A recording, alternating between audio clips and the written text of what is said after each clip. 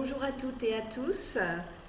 Nous continuons donc notre pèlerinage, notre voyage dans les psaumes avec l'aide de guides touristiques tout à fait intéressants que sont les commentaires des pasteurs Maillot et Le Lièvre et du Père Vesco.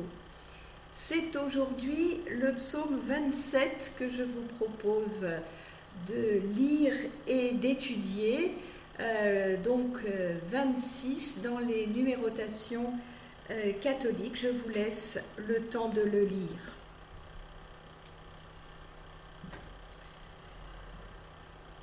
Voilà donc un psaume qui manifestement comporte deux parties distinctes.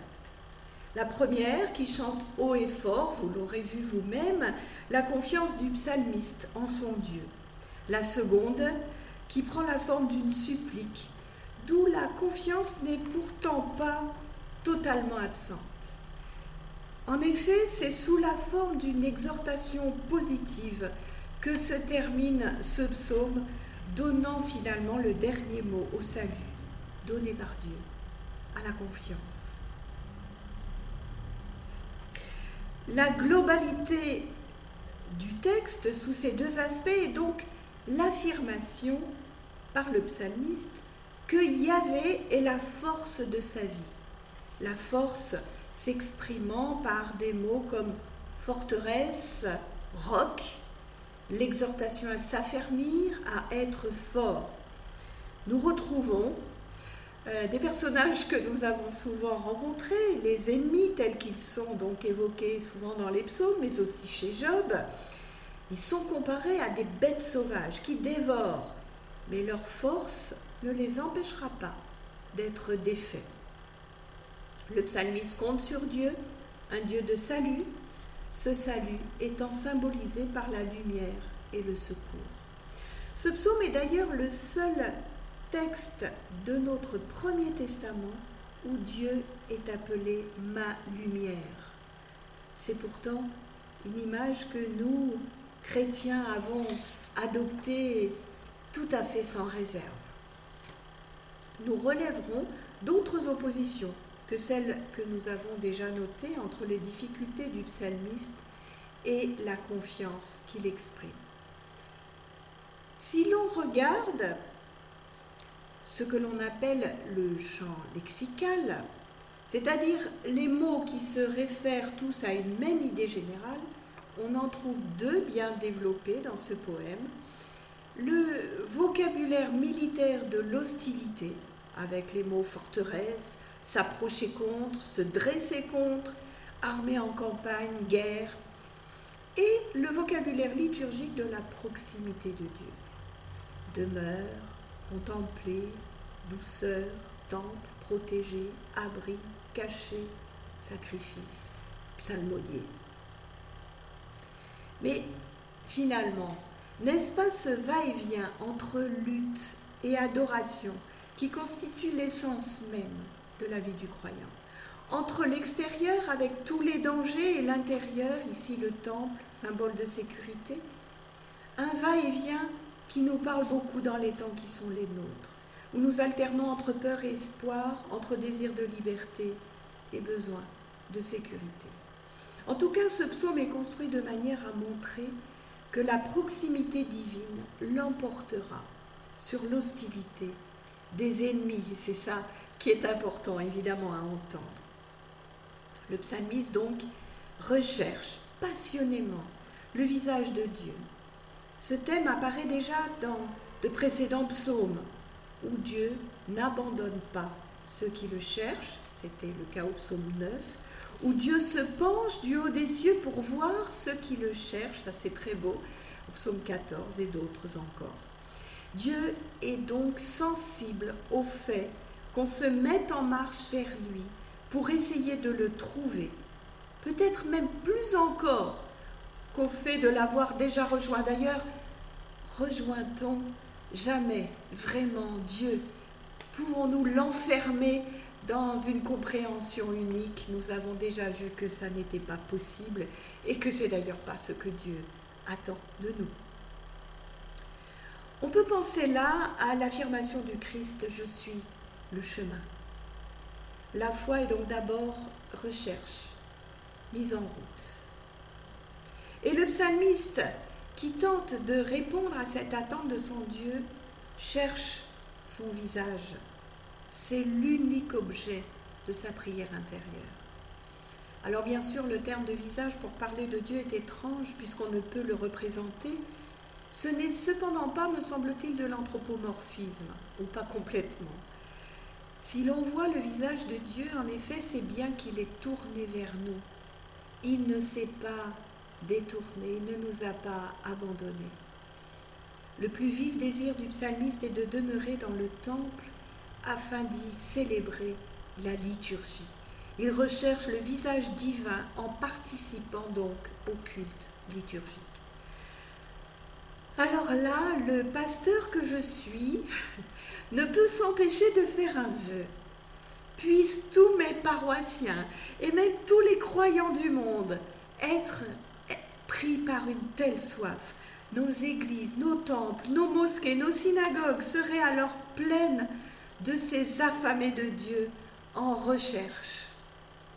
Et Dieu n'aurait plus de son côté à se pencher dangereusement pour essayer de trouver celles et ceux qui le cherchent.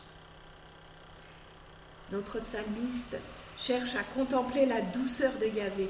Alors quelle belle espérance, quelle belle image de Dieu nous offre-t-il là. Ce mot de douceur signifie à la fois bonté, charme, douceur bien sûr, amabilité, beauté. Il peut se traduire aussi par grâce ou faveur. Alors c'est la merveille de cette langue hébraïque qui peut nous faire entendre tout cela de Dieu derrière un mot unique. La douceur de Dieu se manifeste et voilà l'œuvre de nos mains qui s'affermit. Elle ne se manifeste pas en vain, elle change nos vies. Le psalmiste désire donc contempler la douceur de Dieu, c'est-à-dire voir au sens physique, mais aussi bien sûr spirituel. Il convient même de signaler que ce verbe peut aussi s'appliquer aux visions, aux révélations reçues par les prophètes, comme pour Balaam par exemple, au livre des Nombres, chapitre 24, verset 2, chez Ésaïe, chapitre 1, verset 1, au début, Amos, pareil, au début, Michée aussi, au début, premier chapitre, premier verset. Le psalmiste recherche donc peut-être véritablement à recevoir une révélation qui lui apporte une connaissance spéciale des réalités divines, auquel cas l'exhortation finale du psaume, je vais vous la relire, pourrait être l'oracle qu'il a reçu. Et l'exhortation finale, elle est celle-là. Espère vers Yahvé, sois fort, et que s'affermisse ton cœur, espère vers Yahvé. On aimerait tous recevoir de la part de Dieu ce type d'exhortation, mais elle nous concerne aussi. Rechercher le visage de Dieu exige donc une vie droite. Le psalmiste demande l'aide de Dieu pour cela. Sa confiance en lui est si grande qu'il est assuré que dans la plus grande des solitudes qui pourraient lui advenir et qu'il décrit comme l'abandon par ses parents, donc la pire des solitudes, Dieu serait là et l'emmènerait. C'est de son vivant que le psalmiste cherche à voir le visage de Dieu. Et quand il parle de la terre des vivants, je ne suis pas certaine qu'il oppose simplement les vivants et les morts au sens physiologique du terme. J'entends pour ma part qu'il y a vivant et vivant.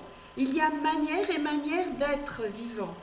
Et c'est sans doute dans la proximité de Dieu, dans sa présence, dans sa compagnie, que nous pouvons être véritablement des vivants qui marchons sur le chemin que Dieu nous trace. Le psaume se termine donc par une exhortation à l'espérance.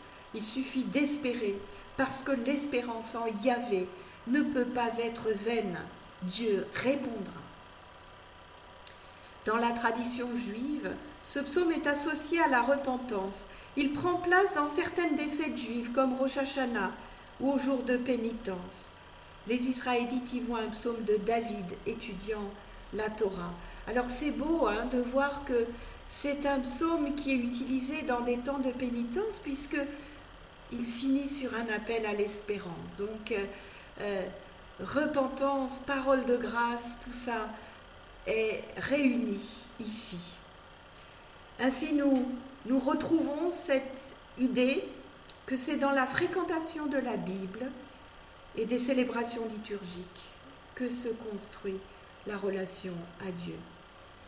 Alors je crois qu'il est bien sûr tout à fait possible d'être croyant seul et chez soi, mais c'est littéralement dans la rencontre, dans la communauté, dans le partage de la parole que nous pouvons nous fortifier, nous nourrir pour pouvoir vivre ensuite notre vie personnelle avec Dieu de manière tout à fait autonome. Mais nous avons besoin de ces ressourcements-là.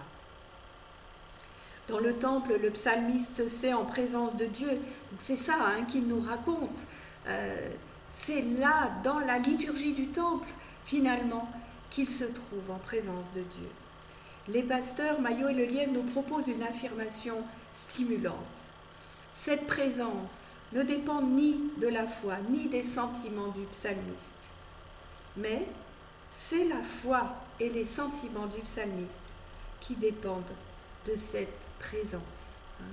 D'où cette invitation que je vous lance de vous tourner vers vos lieux de pratique cultuelle habituelle dès qu'ils seront ouverts, de manière à pouvoir renouer avec cette présence qui se manifeste de cette manière plus forte quand nous sommes en communauté.